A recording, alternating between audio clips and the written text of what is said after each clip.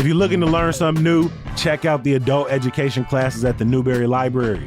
The classes cover a range of topics in art, history, and literature and are open to anyone who wants to learn.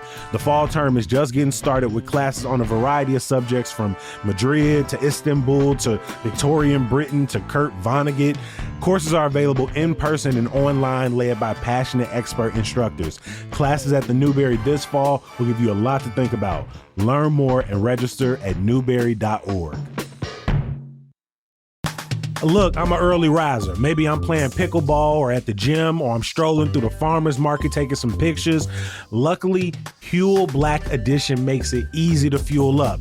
Spelled Huel, Huel's Black Edition powder has got the protein, vitamins, and minerals to help you feel full and ready for the day. Me, I like to go on and mix it into my morning smoothie.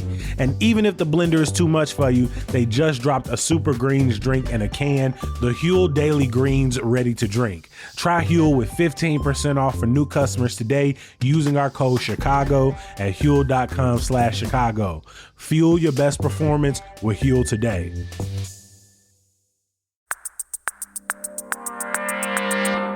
Today on CityCast Chicago. Low key, it can be a little tough to make friends as an adult in this big ass city. So today we got some tips for how to build your community in Chicago, and maybe more important, how to maintain it. It's Thursday, September 25th. I'm Jacoby Cochran, and this is what Chicago's talking about.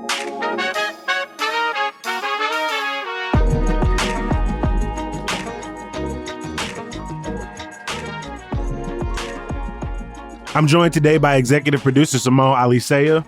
Hey, Jacoby.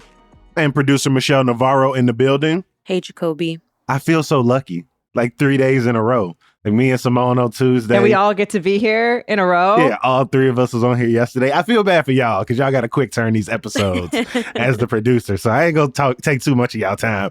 But for listeners, if this is not your first episode of the week, then you realize that we are in the middle of our fall membership campaign. We are asking for you to join up and become a CityCast Chicago neighbor. When I meet people out in the streets, one of their favorite parts of CityCast Chicago is that it's free.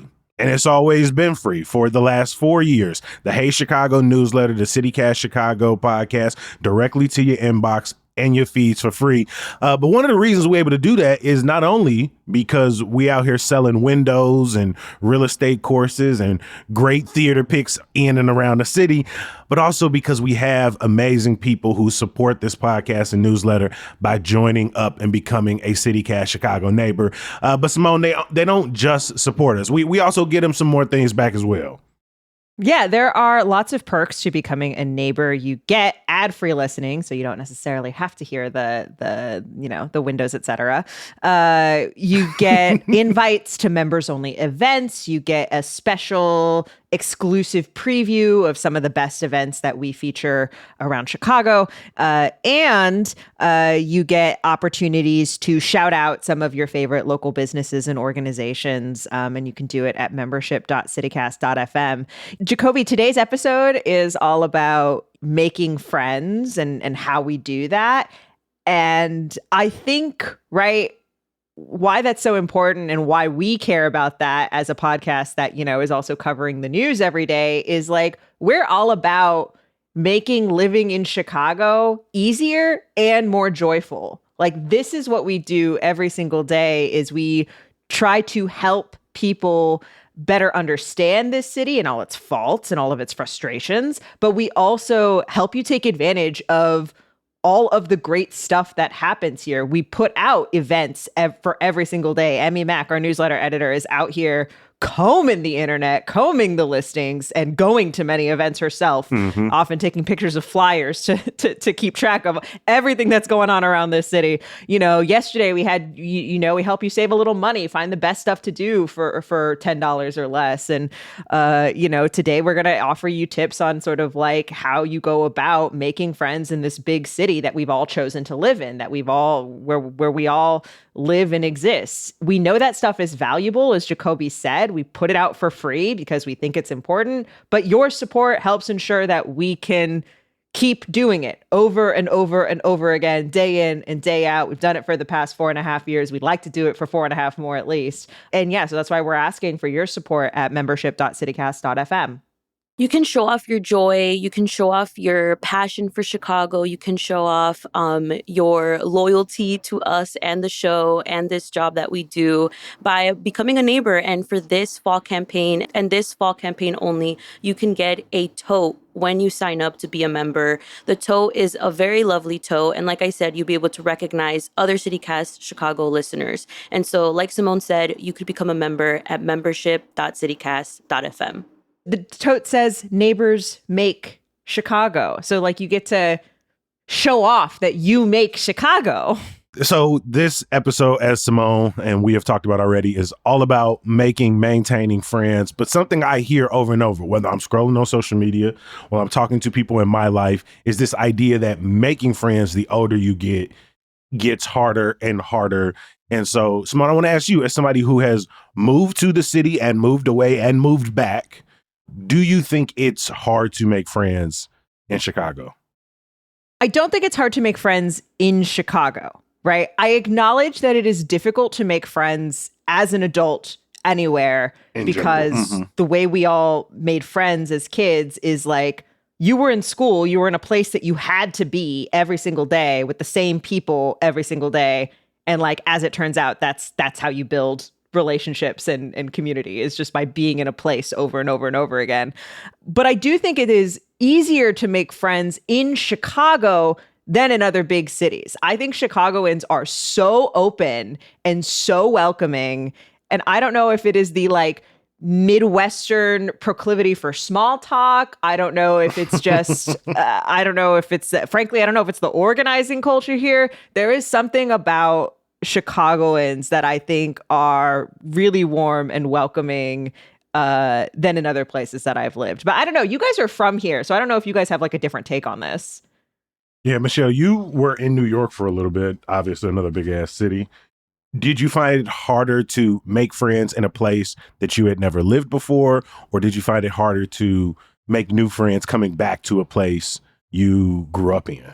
I mean, definitely when I moved back, I felt that it was easy because I had so many built-in friendships that I've had since childhood, middle school, high school, friendships I made now that I'm an adult. But I have made a lot of friends, surprisingly. I think coming back to Chicago, I for some reason thought that I was just going to kind of go back into the community I had when I left. And I did, but at the same time, it's been really cool to, I came back a new person. I came back a new person with new interests, and I'm meeting a lot of people in those circles, a lot more than I expected. And I think that's also the really cool part when you get to be that person that like brings friend groups together.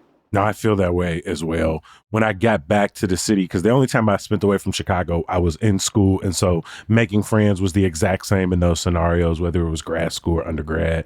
We were next to each other. I was either on a team with you. I joined a fraternity. And so when I got back to Chicago, I had a ton of like friends to like pick from when it comes to elementary school. And you also went to undergrad in the state too, which I think makes a big difference. Right, in Peoria. And so I had a bunch of friends from either speech or the frat who also moved back to Chicago. And so for me, what I've realized is that the hardest part is not making friends. I think the hardest part is like, how do you actually maintain friendships after you all are cool, ended up in the same place a few times? I think the hardest part is like that next step of intention of like, okay, like, what are we doing around holidays? Or like, are we gift giving friends? Yeah, are we getting dinner together? Like, is this somebody I should be when I think about going out? Do I have to pay you back every single time? You know what or I'm like, saying? are we cool? When I'm hosting a Super Bowl, are you getting an invite to the Super? And so that has been a thing to negotiate.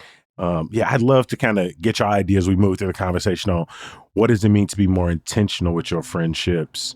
And so, Simone, you as the resident transplant, when you pitched this story, you said that you had like this 4 or 5 step process to making friends in Chicago. So walk us through them. What is your step 1?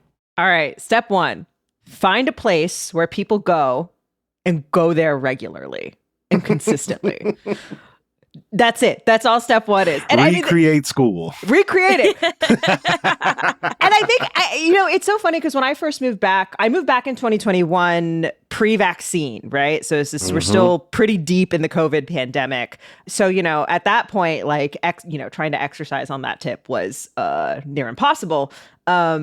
But eventually, I went through a lot of iterations of like where I should go. Like, I tried to be a regular at a couple bars. And as it turns out, like being a regular at a bar is not really what I want to be. It's not so much my style. You was a rock climber I was a rock climber for a second, which I just, that was physical endurance. I couldn't take the heat. That's all that was.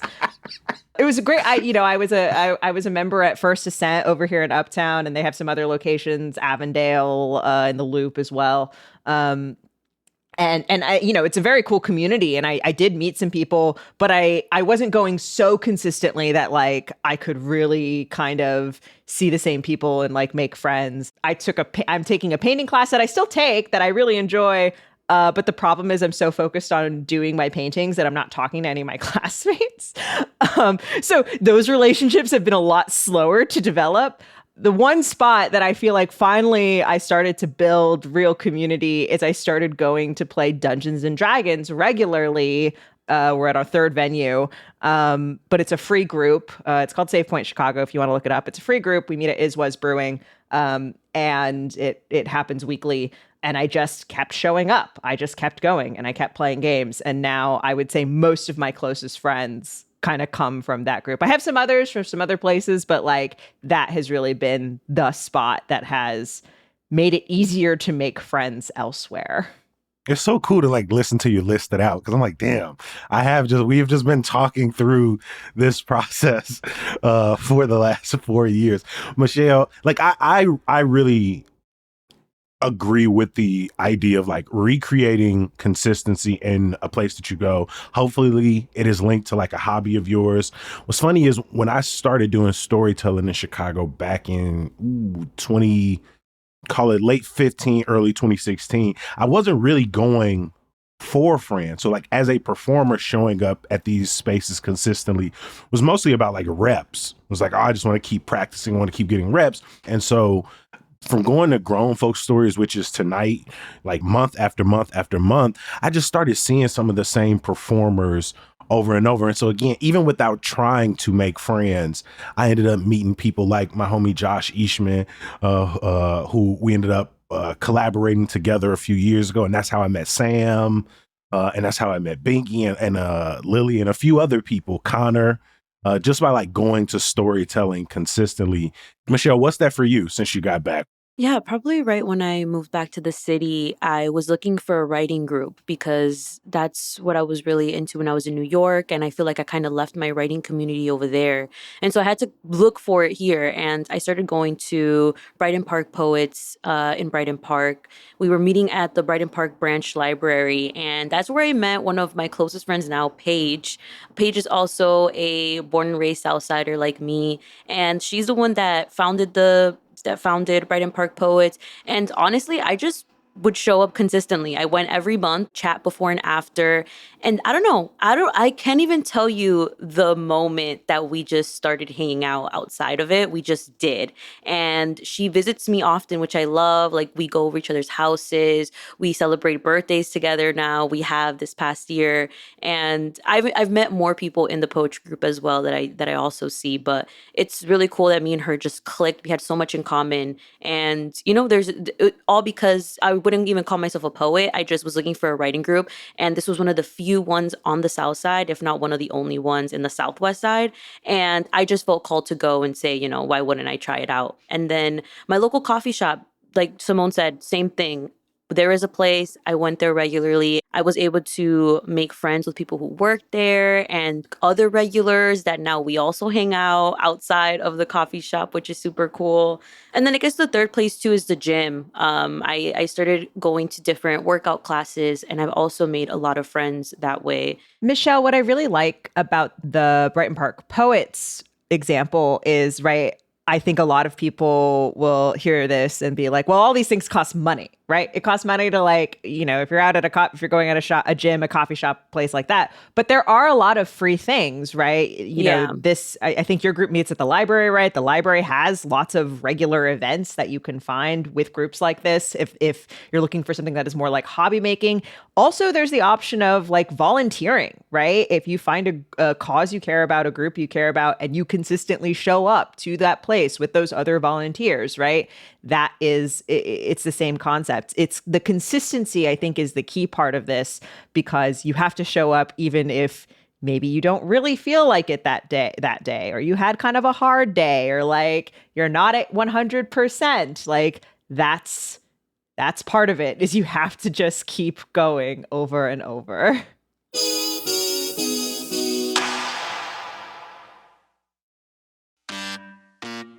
I got a feeling a lot of you out there got some excellent people skills. Maybe you worked in hospitality or customer service, or a job where you've had to listen, anticipate needs, and make somebody feel valued. Now, if that sounds like you, then you know how to put people first. And those are the same skills you need to become a successful realtor. Key part, successful. As a realtor, you wouldn't be starting from scratch. You'd be shifting your talents into a new role, one where you can set your own schedule, build new connections, and maybe even grow your earnings. If it sounds like real estate could be your next career move and you're like, but wait, where do I get started? We got you. Visit realtorsrealestateschool.com today to schedule your free career consultation. That's realtorsrealestateschool.com. Look, it's been a warm, mild September. Nobody, including myself, want to think about winter and the snow and the wind, but it is coming, my friends, and you're going to want to make sure your home is ready. So if you've been putting off replacing your old drafty windows and you can, now is the time to call Window Nation. And you really should do it now, because time is running out on this Window Nation sale. Until September 30th, that's next week, when you buy 2 windows, you're going to get 2 for free. So you can get top quality, energy efficient windows at a reasonable price. Plus, installation only takes a day or less, so they're in, out, and you can get back to your day with brand new windows on your home. Don't miss out. Schedule a fast, free estimate now with the pros at Window Nation. Call 866-90-NATION or head to windownation.com.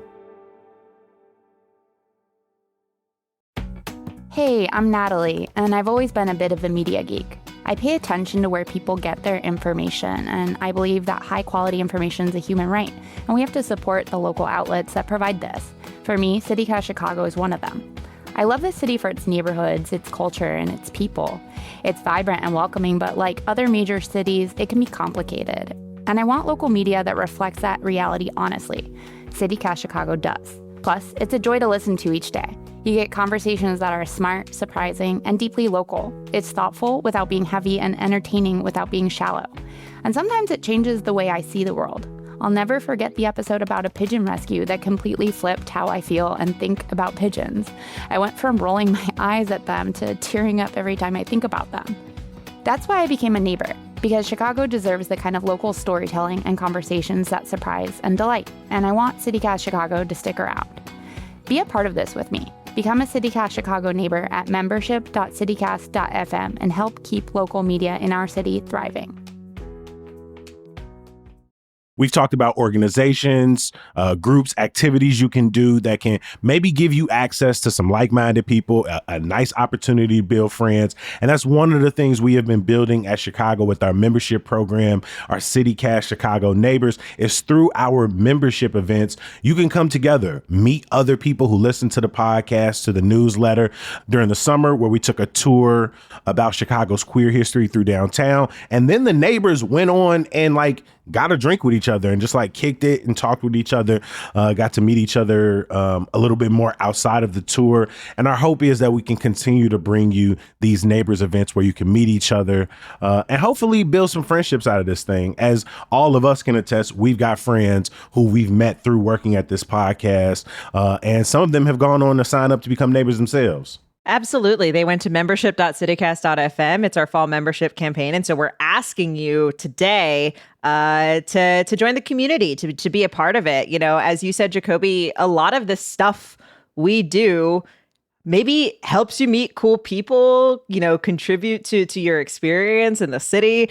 We actually got a comment from a new member who just joined, Julie C., who said, I've listened since I moved to Chicago 2 years ago, and I've gotten to know the city much better through the pod. Thank you for all the great Chicago recs. Plus, now seems like a great time to support local journalism. Julie, you're doing the work for us. That's it. That's the that's the whole pitch, right? I think as the resident transplant here, who is like really, has worked really hard to get to know this city, it's so gratifying to me that we're able to provide that for other folks, whether they've moved here or whether they've lived here their whole lives and maybe just like weren't aware or didn't know or weren't quite sure where to find the information. I'm glad that we can provide that for folks. And, like I said, it's really valuable. And so be like Julie, become a member at membership.citycast.fm. So Simone, we went through step one, find a place, go consistently. If that ain't the place for you, pick another one. If that ain't the place, pick another one. And if that ain't the place, maybe the fourth time is the charm. So after you've done that, you found your spot that you feel comfortable showing up. What's next? Okay, so the next step is invite someone from your regular place to a different place. Okay, that's it. No, that is important. We're breaking it down here. This is the part where we start to actually, because right, it's one thing to show up to a place consistently and like you for the most part in the aggregate like the people that you're with. The next step is sort of inviting somebody who you particularly connect with to go do something else. See if you guys connect in a different context. It feels wild to be describing this because it does sound like I'm describing dating. It is a lot. And I do think one of my questions, and I think this is where some of the nuance of just like our different positionalities, our different identities come in, because I wonder how soon can that next place be the crib? Or for you, is that maybe you met at Dungeons and Dragons and now you go to a movie, or Dungeons and Dragons, you go to a bar? Because like for me, like I smoke. So for me, if we like kick it, like the friends I met at a homie's birthday party when I first got back, the very next step after that was like, oh, we should all go to the crib and just like kick it and like smoke and chill. And then from there, we could plan another place. And so for me, I feel like I can skip over due to my privilege sometimes that intermediary space. I think it totally depends on the person. I think for some people that second location is their home or that person's home. I think for some people that's absolutely the case. I have friends who I consider pretty good friends who have never been to my apartment. Oh, no, that's definitely true. I definitely, you know what I mean? That. Like, yes. But there are people who I would say, I'm like, oh, hey, I want to see Carmen at the Joffrey. Do you want to go with me? Because I think they would like it. You know what I mean? Oh, hey, I've got tickets to this comedy show. Do you want to go with me? Oh, hey, I'm trying to check out Midsummer Fest in Andersonville. Do you want to walk with me? Right? I think the gentlest version is like, so for example, I play Dungeons and Dragons at Is Was Brewery once a week.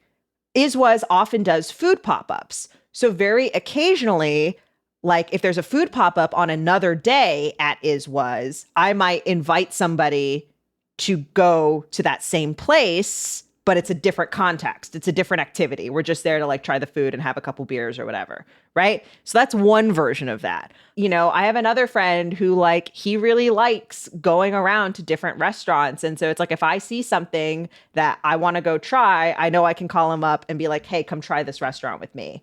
And so it's right. Obviously you have a shared interest in one activity, and then you're looking for other shared interests that you can share together outside of the same time you always see each other.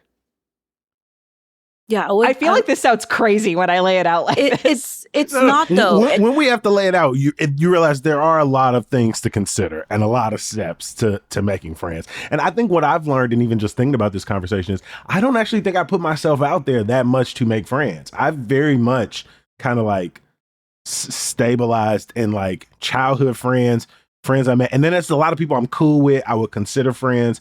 But I'm like, I think the big work is like maintaining that second place, not just like, oh, I'll probably see them at an open mic, or I'll probably see them at this event we go to once a month. But I often don't go into second and even third steps. And don't get me wrong, some of this is not me inviting other people out. I'm making it seem like I'm doing a lot of work here. Sometimes it's me just recognizing someone else inviting me out Someone's and taking doing it. No, for advantage sure. of it. Being receptive to this as well. Yes, absolutely. I'm in a group chat that's full of people who love going to theater and like love going to shows. And I have never once posted in that group chat being like, hey, here's a show I want to go see. Who wants to come? I have been the person who has bought all the tickets and been paid back, right? I have participated in that way. You're the logistics friend. Absolutely. That's where I excel. Absolutely, that's where I excel. All right. So when you invite people back to your home, now this for me is something I do feel comfortable with because I have for years been the host home. So like I'll host people's birthdays. I'll host, Super Bowl, the NBA Finals. I'll invite people over and just like cook. Simone, when you invite somebody back to the house, are you ordering pizza? Are you cooking? Like, how do you like to host? Inviting people over is so stressful to me. I really don't like doing it. And to me, it's like a whole other step in this process of like, if I'm inviting you to my home, I really like you. Yeah. So I kind of want to throw this onto you guys because I feel like both of you host more often than I do. Michelle, you literally have balloons in your background that the listeners can't see because you just had a birthday party for your roommate. I would love to hear your guys' tips for hosting in Chicago. I love hosting. It's my favorite thing to do. There is an art to it that I understand why a lot of people find it to be overwhelming sometimes. But I agree. I think that's kind of my final step. Like when I really like you and I want you to be my friend, or I think we're already really, really close friends, then I will tell you, come to my house whenever you want. But when it comes to parties, I would say that, or just Gatherings. Yeah. When it comes to gatherings, I think my favorite thing about being at home is that my friends really, one, they learn more about me. I think when you go into someone's personal space, you really get to know a lot about someone, about the things they like, because of the things they have in their home. But I love to curate the vibe. I think that's the main thing. I love listening to music that I want to listen to. My lighting, I'm very particular about the lighting in my home. I want warm lighting. I want candles. I want the room to smell good. I want everyone to be comfortable. I'm looking around, seeing who needs more wine in their cup. I'm looking around to see, who wants more snacks. It's actually really fun to do and really rewarding. I did just have a party this past weekend for my roommate, it was her birthday. And we saw everyone like the next day for another birthday celebration. And everyone was just giving us great hosting reviews. And honestly, it made my head so big that I'm like, okay, when's the next party?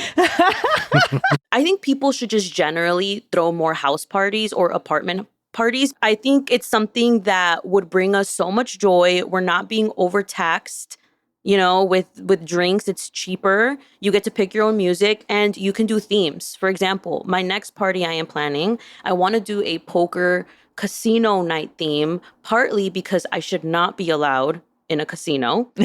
So you gotta rein it in at home. So I'm bringing the casino to me and we're going to do it like we're going to have the poker chips and everything. And I'm going to make everyone dress up just because we can, I actually hard agree to your point about house parties. I mean, I just have partly it's just because I'm so nostalgic of my college years and house parties. But also like I have a friend who routinely hosts parties and, she's a really polite neighbor. And like one time she had a new neighbor downstairs from her and like, was saying, hey, we're gonna have a party and noise, da da da, right? And this person is now a really close friend. And now I see that person all the time at her parties because she's like, she's become kind of part of the crew.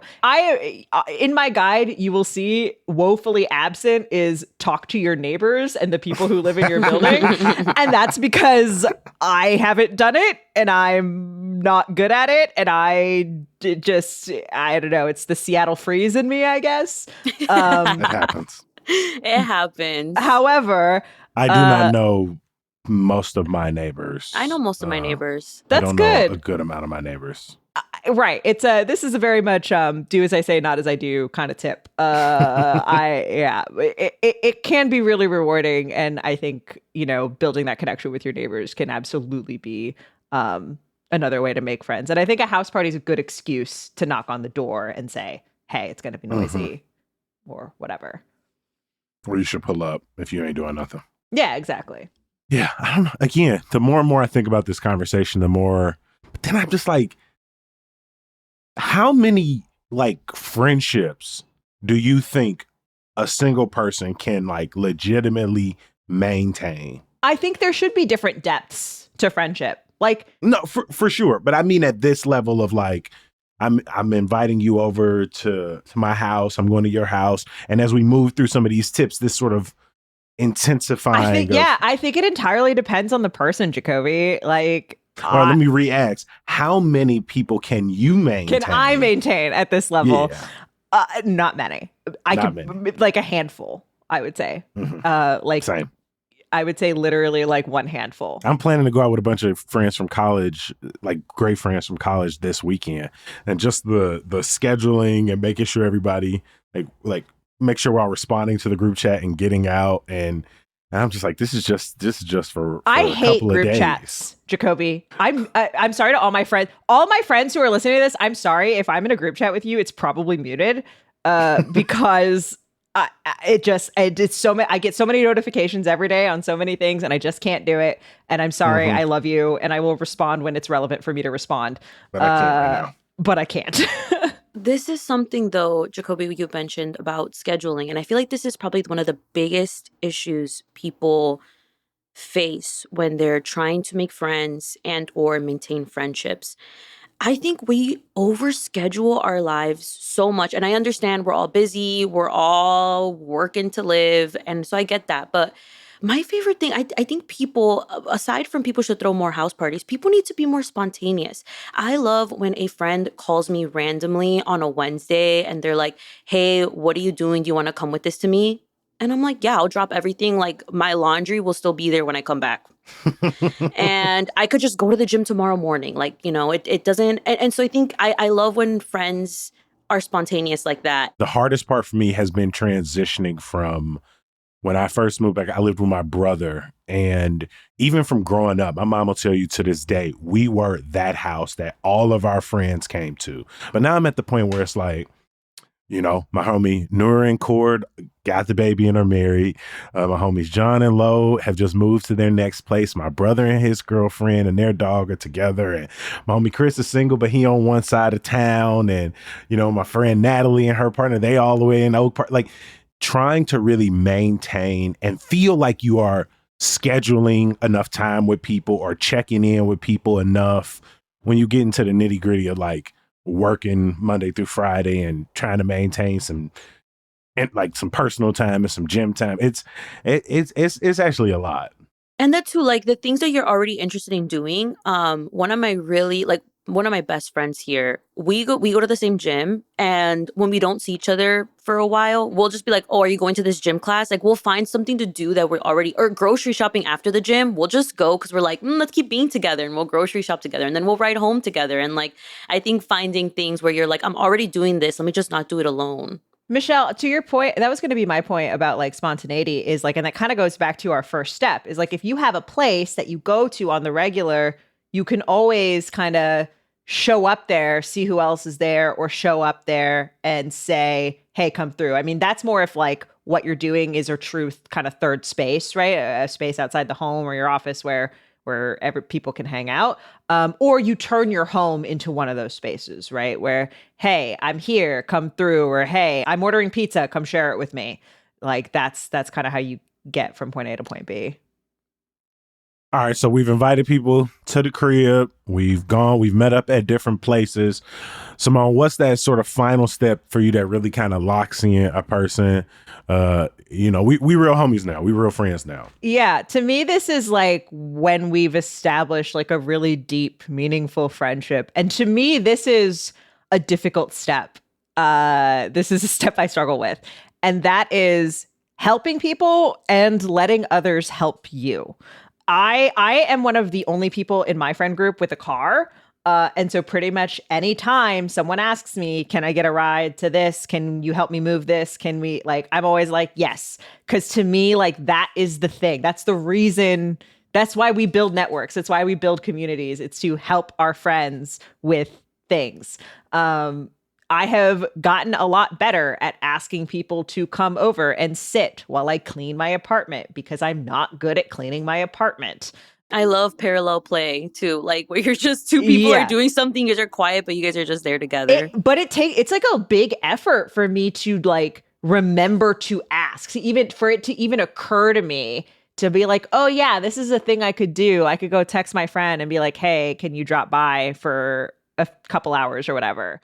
I think a lot of people are scared to be a little like vulnerable about it is a vulnerability needed to be able to be like, hey, I need help. Can you do this? Because I think people are just scared that they're going to be like, no. Yeah. Or that they'll be judgy. They'll be judgy, or they'll say, yeah, but obligation. Obligation. Yeah. They'll do it out of obligation. And I think if you're that person where you're kind of scared to ask for help, I think start by offering help. That's where I started.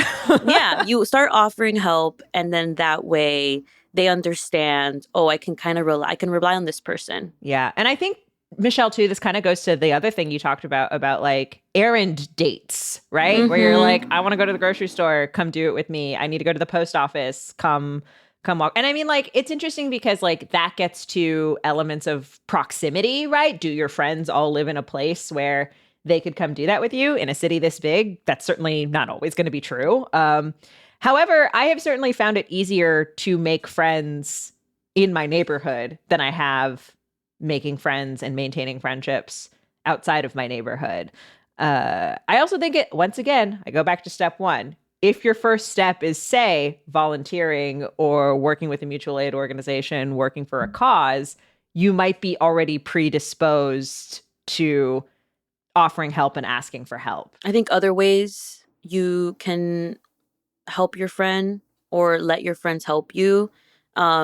Rides to airports, rides home. Give them a ride to O'Hare. I know nobody wants to do it. Or a ride home too. Like it's like late, and my friends know that I am a pedestrian princess, or public transit princess. So they'll say, "Hey, it's late. I'm not letting you get on the bus." And that's when I'm like, "Wow, you love me." I hate building furniture, so when someone builds my furniture, I'm like, "You love me."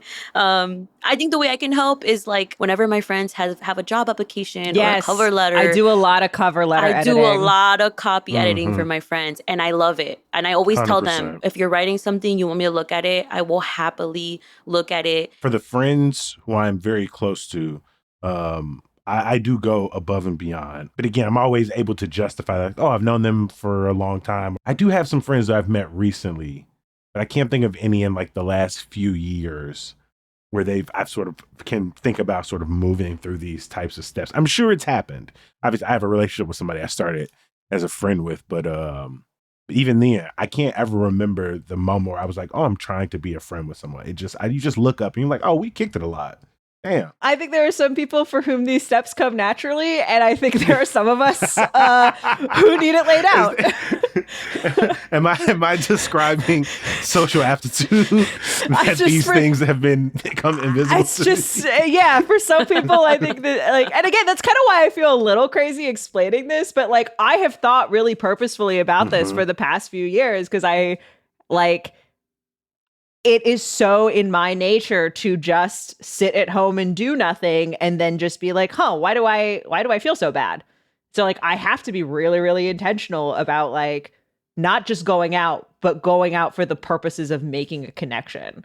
Again, I'm probably just because I don't think about it so often, but I'm like, no, I have like made time to go to my friends' performances and go to their birthday parties and occasion. If you've been to your friends' level 1 improv showcase, yes, your friends. I have.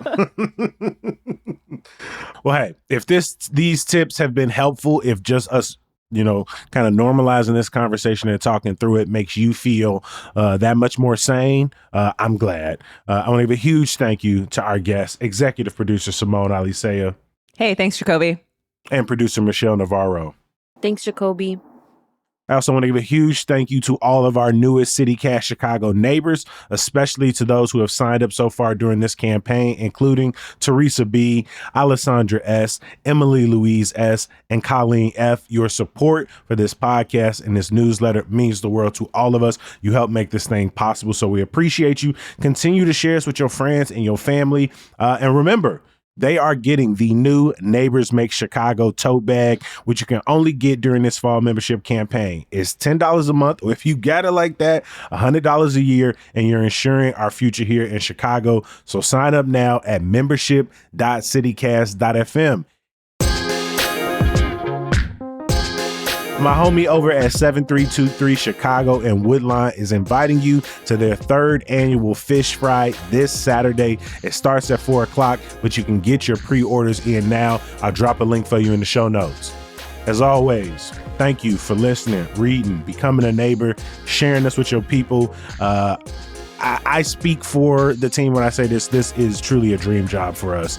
And so thank y'all for joining in. We're going to be back bright and early tomorrow. We'll talk to you then. Peace.